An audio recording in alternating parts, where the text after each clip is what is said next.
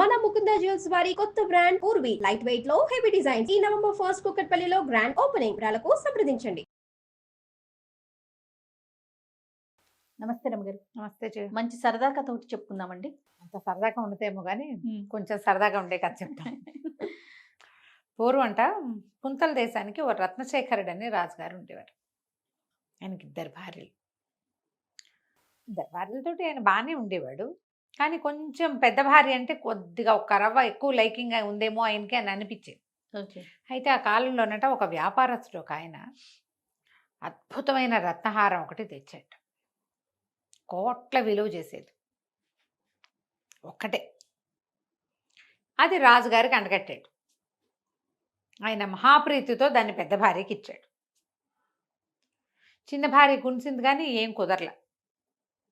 ఆ రత్నహారం ఎంత ఫేమస్ అంటే ఆ హారాన్ని అప్పటికి 5, 6, 7, 8 రాజ్యాల్లో చూపించి పట్టుకొచ్చాడు.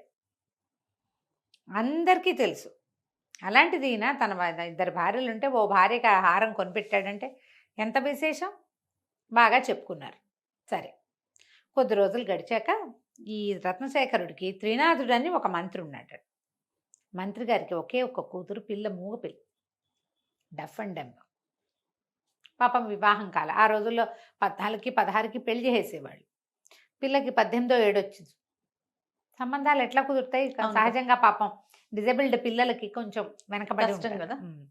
అయితే ఏమైంది, పొరుగు దేశపు మంత్రి గారు ఒక ఆయన దగ్గరకు వచ్చి, మీ పిల్ల మాకు బాగా నచ్చింది, ఒక్క షరతు మీద పిల్లని పెళ్లి చేసుకుంటాం. మీ రాజుగారి దగ్గర అమిత విలువైన రత్నహారం ఉంది కదా, ఆ రత్నహారం తెచ్చి ఇవ్వండి, మీ పిల్ల ఇమీడియట్గా రేపు పొద్దున పెళ్లి చేసుకుని ఎల్లుండి పొద్దున తీసుకెళ్తామన్నారు. ఈయన నిర్ఘాంతపోయాడు. రాజుగారి దగ్గర రత్నహారం నేను తెచ్చివ్వటం ఏమిటండి, భలేవారు అనేసరికాలు అవన్నీ మాకెందుకు, ఏ కట్నం వద్దు, పెళ్లి జరిపించండి చాలు, ఆ హారం తెచ్చిస్తేనే పెళ్ళి అనేసరికి భార్య భర్త ఇద్దరు గింజుకుపోతున్నారు. ఏం చేయాలో తెలియలేదు. మామూలుగా రాజుగారి కట ప్రతి 15 రోజులకో వారం రోజులకో ఓసారి మారు వేషాలు వేసుకుని అధికారులందరిళ్ళకి వెళ్తాడు. సరిగ్గా వీళ్ళు మాట్లాడుకుంటున్న రోజు రాత్రి రాజుగారు ఒక దొంగ వేషం వేసుకుని మంత్రిగారి వాకిట్లో నుంచున్నాడు. వాకిట్లో నుంచి ఏమీ శబ్దం రావట్లేదని ఆయన అటా వచ్చి పడక గదుల కిటికీల దగ్గర నిలబడ్డాడు. మంత్రి గారు భార్య మాట్లాడుకుంటున్నారు. ఇంతే ఆయన అట్లా అడుగుతాడు, ఎట్ట తెచ్చిస్తాం, అది తప్పు కాదు, రాజద్రోహం ఒకటి, దొంగతనం రెండోది, ఇంత పుట్ట కాబట్టి దొంగతనం చేయాలా, అంత పని నా వల్ల కాదు అంటే ఆవిడంది, ఏముందండి తెచ్చేయండి ఏదో రకంగా, పెళ్ళయ్యాక రాజుగారి కాళ్ళ మీద పడి చెప్పుకుందాం, పెళ్ళి అవ్వడం ఇంపార్టెంట్, ఇప్పటిదాకా ఎన్ని సంబంధాలు వచ్చాయి, ఎవడైనా ఒకడైనా చేసుకుంటాం, మీ పిల్ల నచ్చింది అని చెప్పారా, అదేమీ జరగలేదు, అయ్యే ఒప్పుకోండి అది అనేసరికల్లా అంత పని చేయటమే అసలు పచ్చి పాపం అని ఈయన గింజుకుంటున్నాడు. ఆయనకి ఏం చేయాలో తెలియటల్లా. ఈ దొంగ వేషంలో బయట నుంచున్న రాజుగారు చట్టుకొని లోపలికి వచ్చి, నేను గజ దొంగని, మీ గొడవంతా విన్నాను, మీరేం కంగారు పడద్దు, రాజుగారి దగ్గర ఉన్న రత్నహారం కొట్టేసి మీకు దగ్గరికి తెచ్చిచ్చే పూచి నాది, మీరు కొట్టేసినట్టు అవ్వదు కదా, మీకు దొరికినట్టు, తప్పేం లేదు, చక్కగా పెళ్లి చేసేసుకుందరు కానీ మీ పిల్లకి మీలాంటి అద్భుతమైన వ్యక్తికి సహాయం చేయటమే నా జీవితాశయం అన్నాడు.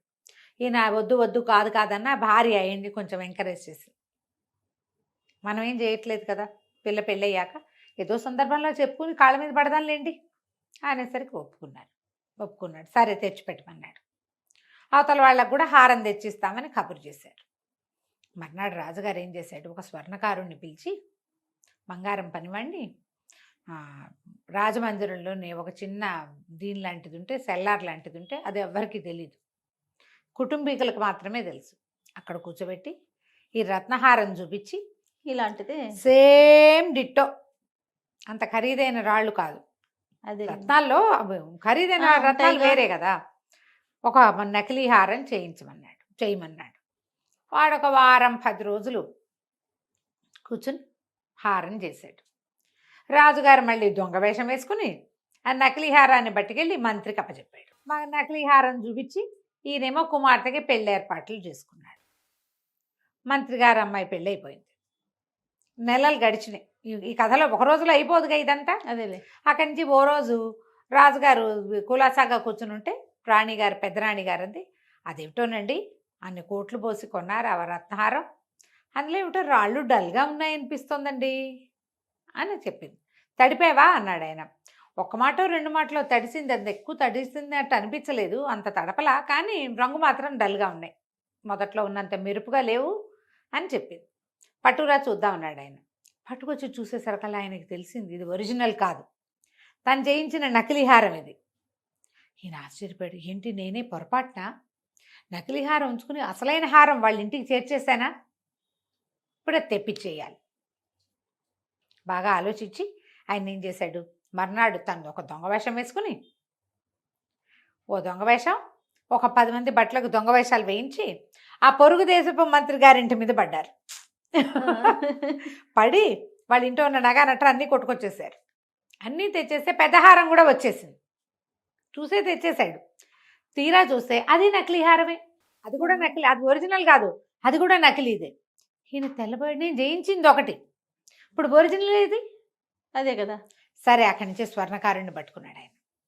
కొద్ది రోజులు ఈ లోపల ఏమైంది, మంత్రి గారు వచ్చి, అయ్యా క్షమించండి, నేను ఈ పని నేనేమో ఒక దొంగవాడి మాట విని మా ఆవిడ ప్రలోభ పెడితే, అంటే మా ఆవిడ ప్రోవోక్ చేస్తే పడిపోయి పిల్ల పెళ్ళవుతుంది కదా, ఆ పిల్ల ఏమో మాట రాని పిల్ల అయిపోయింది, వాళ్ళేమో వస్తువు అడిగారు, మరి ఏమి చేయడానికి లేక ఆ దొంగవాడి తెచ్చిచ్చిన రత్నాల హారాన్ని పెళ్లి వాళ్ళకి ఇచ్చానండి, వాళ్ళ ఇంట్లో ఏమో దొంగలు పడ్డారట, హారం కూడా పోయిందిటండి, నన్ను చాలా క్షమించండి ప్రభు, మీరు ఏ శిక్ష వేసినా తీసుకుంటానన్నాడు మంత్రి గారు. అమాయకుడు.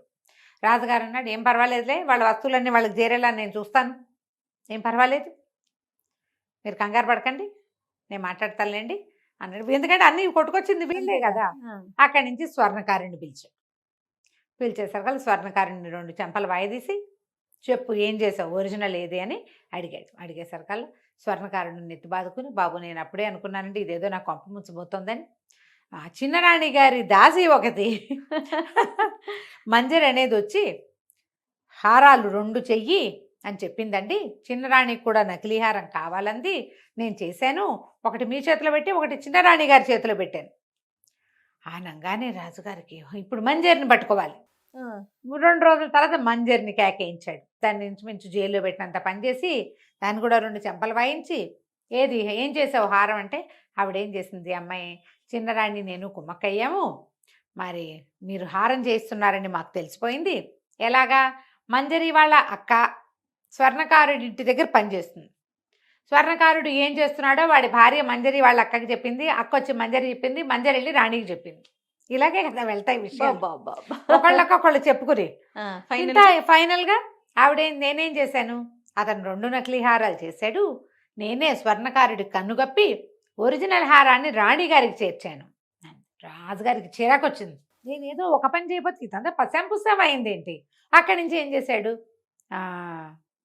చిన్నరాణిని కేకేసి ఏమిటి ఈ పని, ఏమిటి ఇట్లా పని వాళ్ళ ముందు ఇట్లా పరుగు తీయటం ఏమిటి, నువ్వు ఇంత పని ఎందుకు చేసావంటే, మరి స్త్రీలకు ఆభరణాల మీద ఉండదా, అది ఒక వస్తువు ఉంటే ఇట్లాంటిది ఇంకోటితే అని వాడికి చెప్పావా, నువ్వు చెప్పలా, ఒకటే ఉంటే నేను కొన్ను, నాకు 2 భార్యలు ఉన్నారు 2 కొంటాను అని అడిగావా, అడగకుండా ఒకటి ఉంటే టింగు రంగమ్మని అది కొని అక్కగారికి ఇస్తే నాకు మాత్రం కావాలని ఉండదా, అంతే కదా. అడిగి నీ ఆభరణం నాకు ఇవ్వు అంటే ఆవిడ ఇస్తుందా, ఒకవేళ ఇచ్చిన నాది ఇచ్చాను అంటుంది. నేనెందుకు ఆ చిన్నతనం పడాలి, నేను కూడా ఆవిడలాగా రాణినే కదా, అందుకని నేను ఈ పని చేశాను. ఇప్పుడు ఏం చేస్తాడు, సరే మాట్లాడకుండా ఊరుకుని, ఈసారి నుంచి ఎప్పుడు ఆయన 2 భార్యలని వెలిగా చూడలేదు, జాగ్రత్తగా 2కి కొనేవాడు అనమాట. చూడు కథ కంచికి మనం ఇంటికి ఏం చేయకూడదో తెలుస్తుంది. అదే కదా రమ్మగారు, అంతేగా. పోన్లే రమ్మగారు, 2 భార్యలు రోజులు పోయినాయి, పోన్లే అమ్మా, అది ఒక సంతోషంగా. రోజులు పోయినాయి ఏంటమ్మా జయ, అంటే అఫీషియల్ గా కదా రమ్మగారు, అది రాజులు 2 3 4 కదా, ఇప్పుడు ఆ రోజు లేదుగా. అన్అఫీషియల్ గా అయినా 2 భార్యలు 3 భార్యలు 4 భార్యల కాలం పోలేదమ్మా, పోలేదు రమ్మగారు, పోలేదు, అది పోదు కూడా, అంతే. రైట్ అండి, నమస్తే. నమస్తే.